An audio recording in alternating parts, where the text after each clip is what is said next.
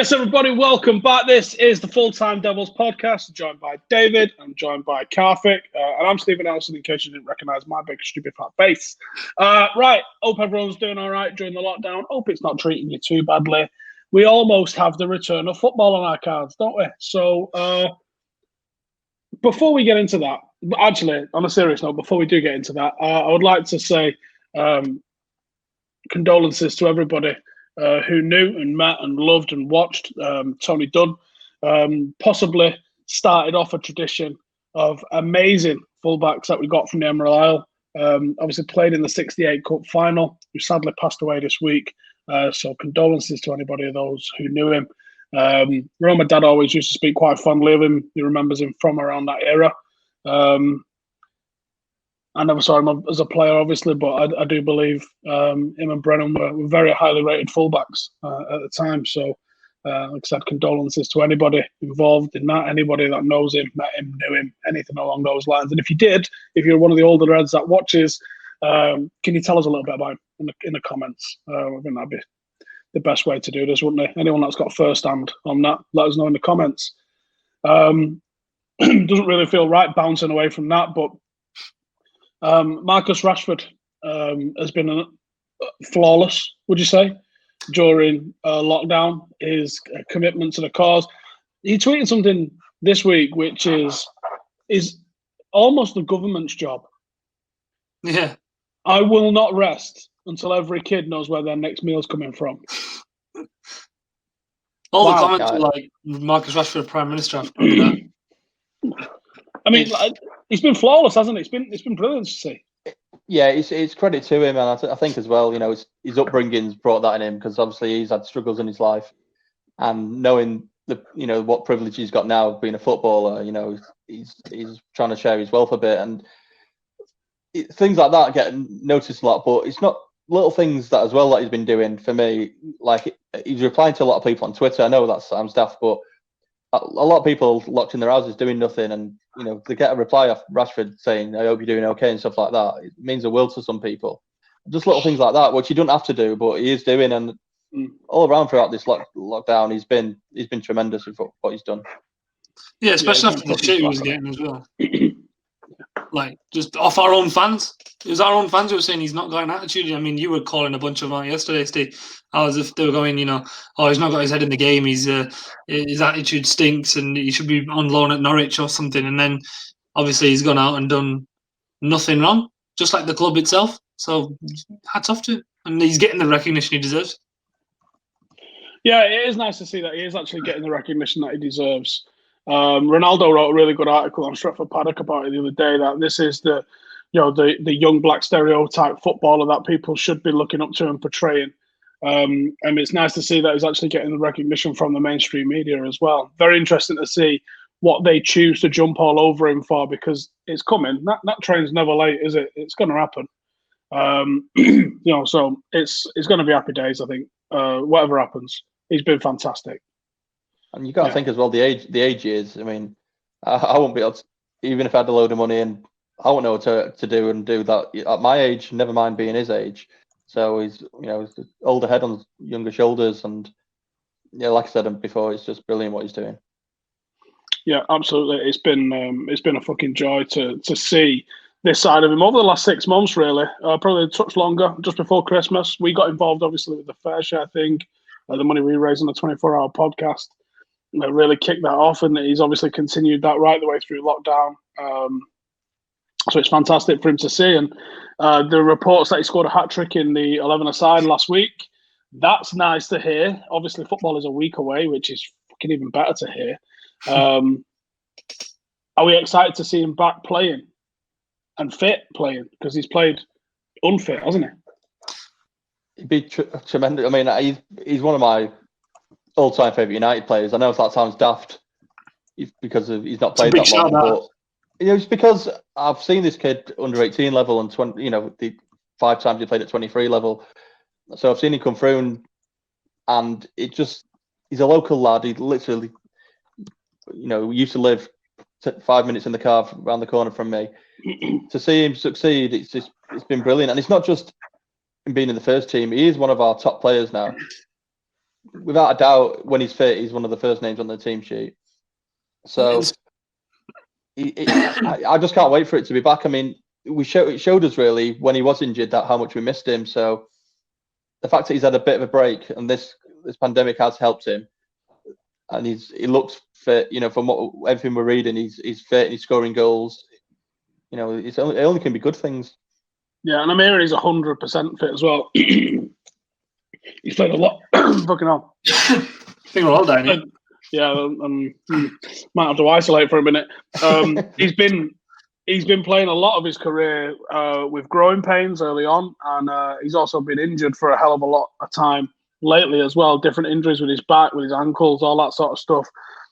So the word on the street around Marcus is he is now actually 100% fit, and I'm fucking excited because I think what we saw of him. Okay, he wasn't 100% fit then. I think Solskjaer gave him a lot of confidence as a player. And I think playing under Solskjaer has been cathartic for him.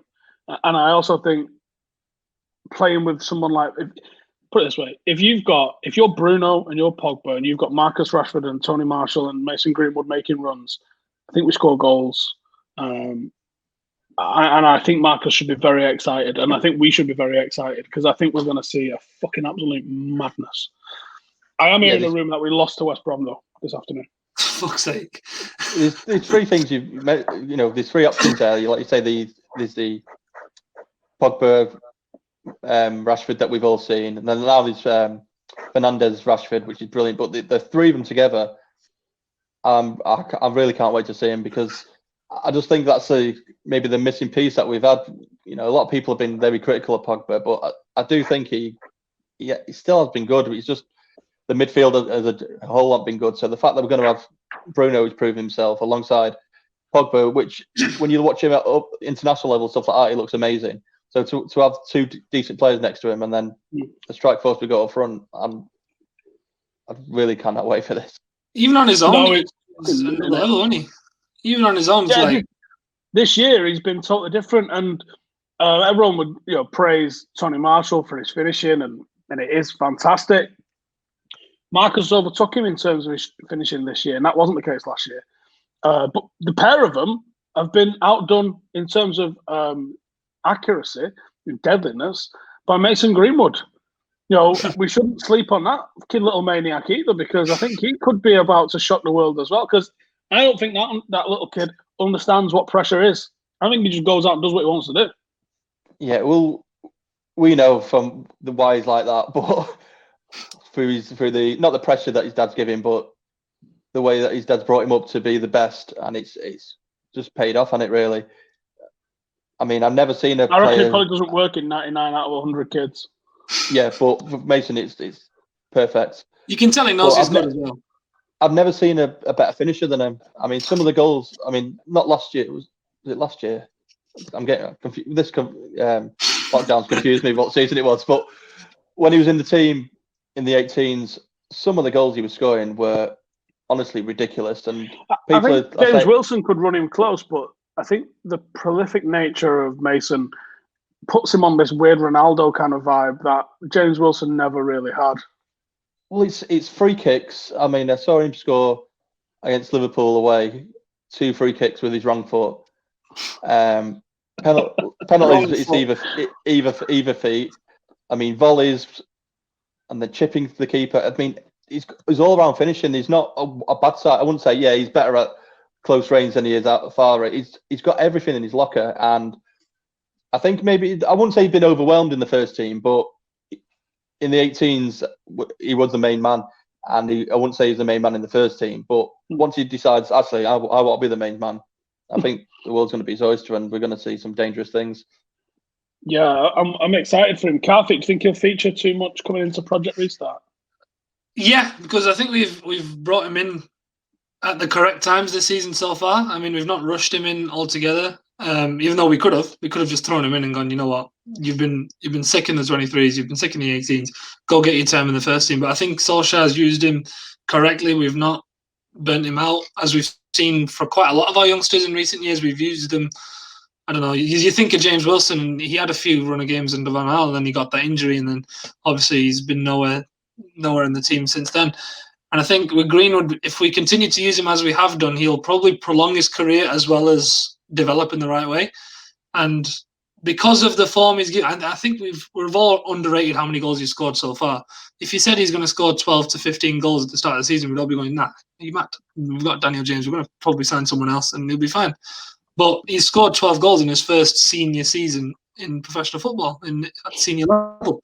So you've got to say he deserves to play more. So I think after the lockdown, he'll definitely get more games and he'll play a bigger part because he's got the talent and he's ready for first team football. So I don't see why.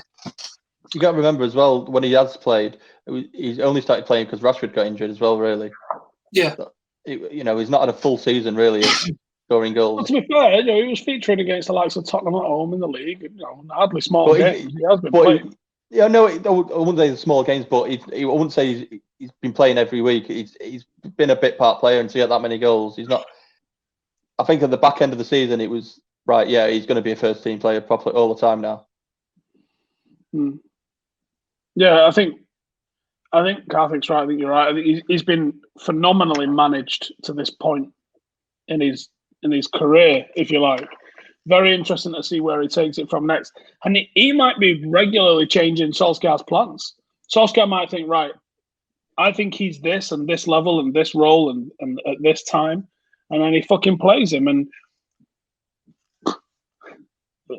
he'd probably just going like, I don't know what to do this little fucker now. Because every challenge I set for him, he laughs at me and fucking overcomes it. I think Solskjaer told him as well, don't you hit this with your wrong foot or that penalty. Was it AC Milan in pre-season? Yeah, he comes back laughing, and he's like a cheeky laugh, like, I know you told me not to, but fuck it, and I scored, so sling it. I think he's got an audacity about the guy, which I love. That's what I mean. He knows he's good. You can just tell, because after he scores, well, he's always got this smirk on his face, like, it's like, that was meant, look at me. So it's like, he's sick. He is sick.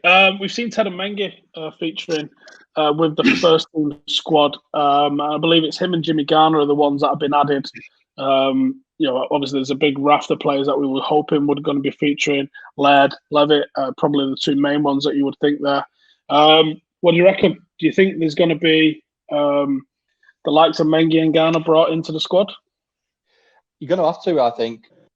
Especially, I think Mengi's ready. I know he's a young lad, but the size of him and the player he is, he's ready to play in a first team.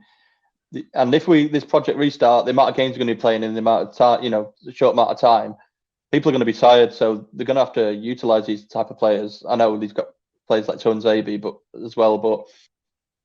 why not use him? He really is a big talent, and because he's a centre back, you don't get as much praise as a goal scorer, but he's saved as many goals as people have scored. Honestly, he's that good, and he can score as well. He gets up corners. In the Youth Cup, he scored against Norwich. Yeah, it's just an amazing all-around player. Well, you mentioned Axel. I think if he stays fit, he could overtake Axel because of Axel's injury record. I think that's a real possibility. I do think you're right. I think there's a definite possibility that could happen. Well, I think I'm a huge fan of Axel, but I think Mengi's a better player. At the age he is now and what Axel was, Mengi's miles ahead. Ooh. I'm gonna disagree with you. But I think there's a real prospect in Mengi, undoubtedly. But I think Axel, if it wasn't for injuries, would probably be an England regular right now. Yeah. But at his age, I'm just saying this time at the moment, what's Mengi? He's just turned 18. 18. I think Axel at this 18, age was fucking class. He was, but I think Mengi's ahead of him. Well, Mengi's stronger than him, but I don't know. There's a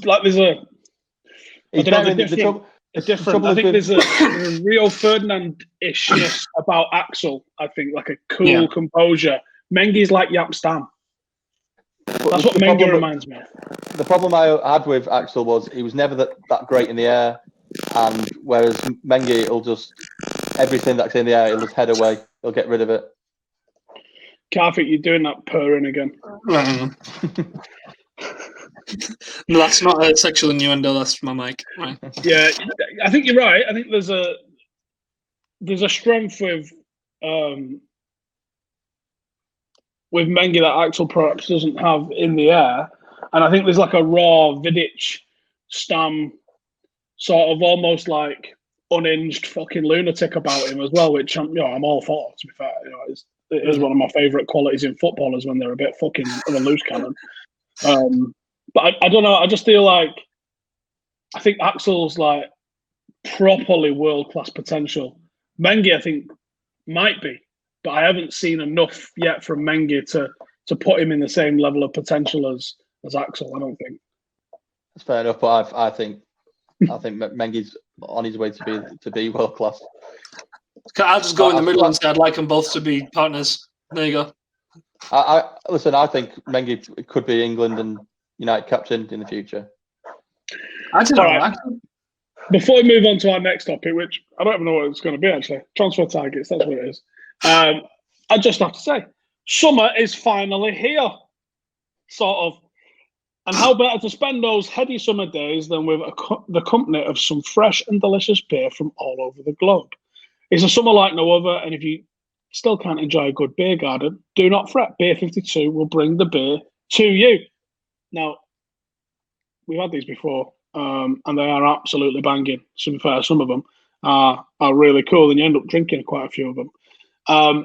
They're offering a free case of 8 craft beers, sourced and curated from the best breweries on the planet. All you need to do is go to beer52.com/devils. That's beer52.com/devils, or we'll throw the link in the description. If you pay for the postage, you get the beers. Simple as that. Each case is delivered to your doorstep, so you don't even need to leave the house. If you're looking to stock up for the end of lockdown party, that's definitely honestly, if there isn't a party that we go to after lockdown, which then creates that second wave, what are we doing? Anyway, Beer 52 is the world's most popular craft beer discovery club with over 150,000 members that they send a brand new case to every single month. Each month's case has a different theme. Past themes have included beer from New Zealand, South Africa, Korea, and all over Europe and USA. As an independent British company, Beer 52 are passionate about UK craft beer scene, and they continue to support it during this difficult period. If dark beer isn't your thing, you can simply choose the light option. In that case, your case will come with award-winning beer magazine, ferment, and a tasty snack. Don't worry, if you change your mind, you can pause or cancel your account at any time. Just go to beer52.com/devils to get your first case of 8 beers for $5.99. That's beer52.com/devils. We should speak to these about doing the Euros of beer next time it's around. Great idea. Because the World Cup of Beers a couple of years ago wasn't it? Don't remember my train ride home, because I'd had, I think we worked it out, it's like 130 beers. Not full pace, they weren't pints, clearly. You're dead. Yeah. Before you get to that stage. But we were doing about 100 mil of each one. Yeah, that's going to mess you up. Yeah. Oh, yeah, I was fucking ruined, to be fair. Well drunk. It was good, though. Oh, yeah. You was just saying before, you've been watching the Euros back today. With them being next year, I mean, football's going to be fucked up for a couple of years, isn't it? Well, fucked up. Yeah. So you've got the World Cup coming out of this as well. In the winter, so that's going to... even more. It's going to be mad, but there's going to be a lot of football, and I think, it's going to be great. If I can get to certain games and things like that, especially in the Euros, and I'm hoping to go, still saving, hoping to go over to the World Cup and things like that. Be unbelievable. In a short amount of time, that much football going on. It's going to be fucking bananas, isn't it? Next year, obviously we've got Paddock FC. We're going to be. We got the news today that Paddock FC has got into the Lancashire and Cheshire Football League. So the fucking work starts now, lads. For that, very excited for what that's going to bring. For everyone that's thinking, can I go and watch Paddock FC and United at the same time in a weekend? Yes, you fucking can. Yep, you absolutely can. Because United generally don't kick off at 3 o'clock. So on a Saturday, that is. So hopefully we can make sure that those happen as much as possible. But yeah, it's going to be fucking wicked. There's going to be that. We've got obviously we don't know when, because yes, Premier League might be playing, I'm sure they'll probably try and fucking squeeze internationals in, but I can't imagine internationals are going to happen this year. I'm sure internationals is going to be next year. We have got like that festival of Europa League at the end of the season, which is going to be really cool to look forward to. But when does grassroots return? Oh, hang on. We may have had some duff info earlier. What do you mean? When we said that United lost to West Brom. Right. Someone's saying that we're actually winning 4-1 against West Brom. I do know that there was meant to be 2 games, though, so maybe both of those are correct. Some people are now saying fake scores. So if we did we'll just leave it and wait. Because I believe one of the teams had Pogba and Bruno on the same team, and if that's the team that lost, then we are a bit worried. There's a Black Simon Stone account out there. Telling everyone fake scores. Fucking So yeah, United are playing West Brom today. I'm sure the results of those will come out in the wash very soon. Exciting to see what goes down with those, but yeah, that's the scripture, Rooney. I feel like wrapping it up, to be honest. A nice short one, and just say, do you know what? Next week we'll be doing one previewing a game. Unbelievable, isn't it? Madness. Unbelievable. Imagine that, a game. Class, isn't it? Yeah, that's buzzing. Right, I'm going to leave it up there, but I'm going to say, hey, cheers to you lot for tuning in. Listen, I can't tell you exactly what, but there's going to be some fucking big changes coming to Full-Time Devils very, very, very, very soon. So, cheers for sticking with us through this bullshit period while everyone's locked down. But we're going to come out of this swinging. It's going to be fucking epic. And we'll see you guys in the next one. Latest.